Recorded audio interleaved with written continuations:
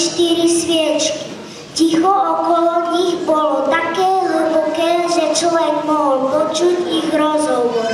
Prvá sviečka povedala: Ja som pokoj, svet je plný hnevu a bojov, nikto nestojí o to, aby som horela.